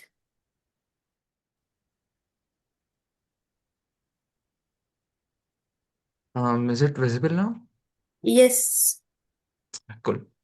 So good afternoon, everyone. I'm going to be presenting a research work titled Smart Rescue Prototype of a Low-Cost Modular IoT System for Disaster Response. This work has been carried out by a team of students and our guide from the Department of Computer Engineering at Vishwakarma Institute of Technology, Pune. My name is Arjun, and I worked on this project with my co-authors Arnav Borde, Arnav Mahajan, Arka Bharat, Vastav Raj, Archit Boraste, and Rupali Deshpande. So natural disasters such as earthquakes, floods, fires, and industrial accidents are increasing in both frequency and severity. Rescue teams often operate in hazardous and unpredictable environments where conditions can change rapidly. Traditional rescue approaches rely heavily on manual intervention and visual inspection, which are both time consuming and inefficient. Technological solutions can significantly improve rescue efficiency by providing real time data and enabling remote situational awareness, thereby supporting faster and safer decision making. So, based on these challenges, the core problems that we addressed with this work was the lack of an effective technology driven rescue system that is both affordable and adaptable. Existing rescue systems are often expensive, platform specific, and difficult to deploy rapidly. There was a strong need for a system that leverages IoT and embedded technologies to provide a sort of a real time monitoring, modular deployment, and improved safety for rescue teams that are going to be operating in such high risk environments. Uh, the key contributions of our research are summarized as follows. First, we designed a low-cost ESP32 based IoT rescue prototype suitable for disaster response applications. Secondly, we integrated multiple sensors to provide real-time environmental and positional awareness. Third, we implemented a modular hardware architecture that enables easy maintenance, is upgradable, and also has multi-platform deployment. Fourth, we developed a Bluetooth-based real-time telemetry for live data monitoring using a mobile application. And finally, we evaluated system performance and identified limitations, defining a clear roadmap for the future enhancements. Prior research in disaster response systems primarily focused on static sensors and high cost robotic platforms. Many of these systems only monitor limited environmental parameters and lack a modularity and also the multi platform compatibility. In comparison, what we made is significantly more cost effective, supports modular expansions, and can be mounted on platforms such as boats, robots, or drones. This makes it particularly suitable for deployment in resource constrained disaster scenarios. The smart rescue system consists of a central processing unit, multiple sensing modules, and a wireless communication interface. This system continuously monitors environmental conditions, detects obstacles, and tracks geographic location. The collected sensor data is processed locally and transmitted to a mobile application for real-time monitoring by rescue teams. This architecture enables continuous situational awareness while keeping the system portable and easy to deploy. This table here shows the cost that we had to bear for a single prototype unit. The hardware architecture is centered around the ESP32 microcontroller, which controls system operations and the communication. A GPS module is used for the real-time tracking. Ultrasonic and IR sensors provide obstacle and short-range detection. The MQ2 sensor detects hazardous gases, while the DHT11 sensors measures temperature and humidity. The design also includes an ESP32 CAM module for visual feedback and a LoRa SX1278 module for long-range communication in future enhancements. Modular star topology architecture allows us for independent sensor operation, fault isolation, and easy replacement if the system is ever broken, and it also makes the system scalable and maintainable. The system software is developed using the Arduino IDE. The software workflow includes sensor initialization and calibration, continuous data acquisition, data filtering, and threshold-based evaluation. Wireless data is handled in parallel to ensure real-time performance. A non-blocking architecture ensures reliable sensor polling and communication without performance bottlenecks. Bluetooth communication is used for real-time data transmission between the rescue unit and the mobile device during prototyping. We're using a Flutter-based Android application that displays live sensor readings, environmental alerts, and location data. During testing, Bluetooth communication remains stable up to approximately 10 meters. Here is a video that we prepared that demonstrates the software side of things. Uh, just a second. I don't think I'm sharing my audio.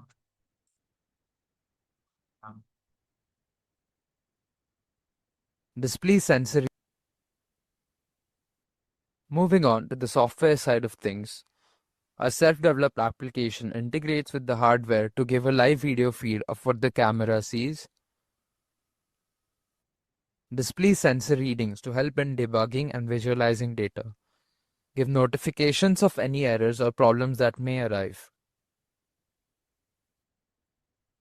This Then a physical prototype of this smart rescue system was assembled that we made with readily available components. Sensors were mounted to ensure optimal environmental exposure and accurate readings. Onboard indicators such as LEDs and LCDs provide immediate feedback about system status. The mobile application serves as the primary interface for monitoring and control. The system was tested under a variety of conditions, including indoor testing, outdoor daytime environments, and low light or night scenarios. Additionally, tests were conducted under high humidity, gas exposure, vibrations, and even uneven surface conditions. The so Summing up the results and observations, the ultrasonic and IR sensors were successfully able to detect obstacles in real time. The MQ2 sensor responded perfectly to changes in gas concentration. The GPS module was able to get a location lock within approximately 50 seconds. Bluetooth communication remained stable during testing. All the power and stability and range limitations were identified. And here is another video that we prepared that showcases the prototype hardware. calamities. It uses a variety of sensors and cameras to help locate survivors and make sure it is safe for the authorities who try and reach them. RK is supposed to be a very cost-effective and versatile system that can be modified easily and be retrofitted to any other medium. This unit here can be attached to boats during floods to help protect survivors.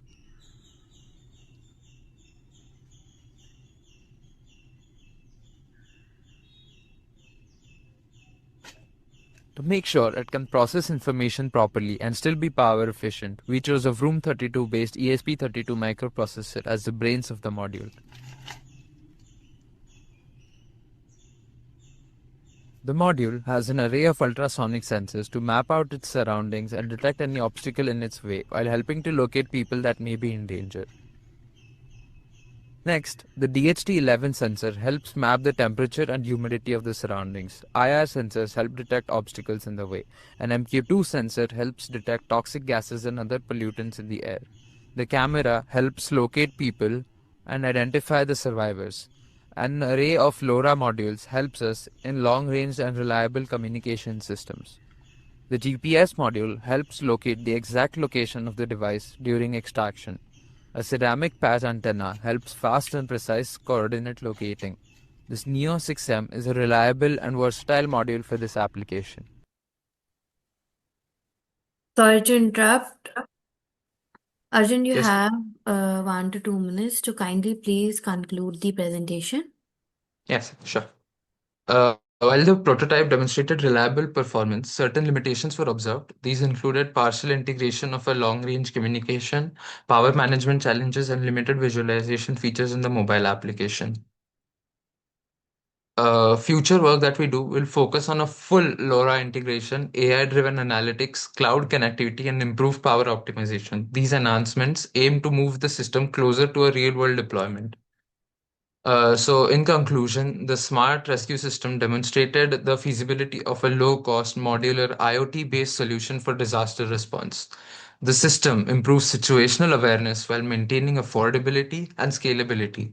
We think this lays a strong foundation for the future in research and development of intelligent rescue systems. Thank you, everybody, for your attention. We would be happy to take any questions.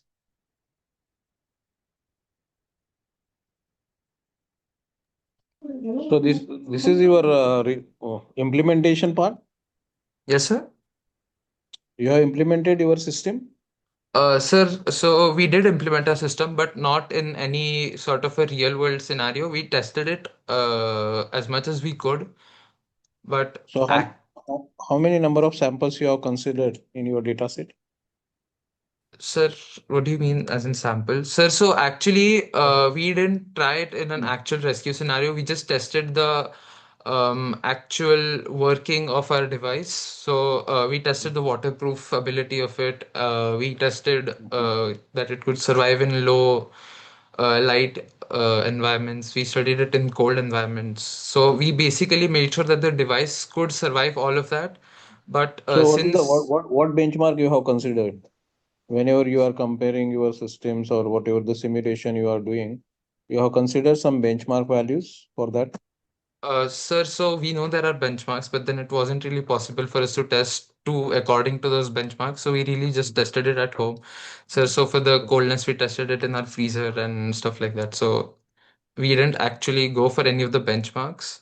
But sir, since it was also 3D printed, it was just a prototype. Okay. I don't think it would really have survived any of the proper benchmarks. Okay. Thank you. Thank you, sir.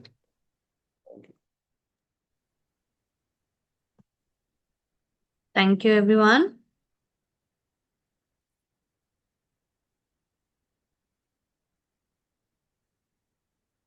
I sincerely thank our authors for their excellent presentations and contributions in this session, and all our participants for being a part of this international conference. I hope this session was informative enough. We, on behalf of the whole team, thank you for the support during this 10th version and all the previous 9 versions of the conference. We will be happy to have you in the 11th version in 2026. All the presenters would be getting their digital certificates through email within 2 working days. The publication will be live in 7 8 months. Kindly cooperate with the team of ICTCS 2025. I also thank our session chair. Thank you, Dr. Sir, for chairing this session. Thank you, madam. And it's honor to be here in your conference. Thank you for the invitation. Thank you, sir. This is the token of appreciation from the team. And at last, I would like all of you to kindly please switch on the camera for the snapshot.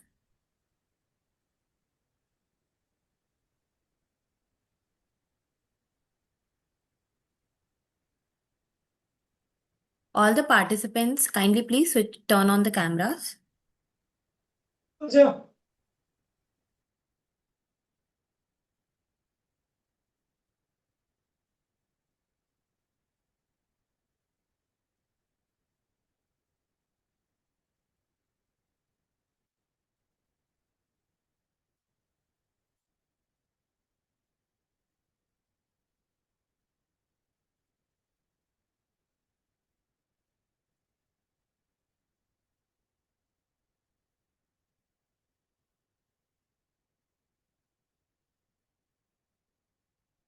Thank you, everyone. Ma'am.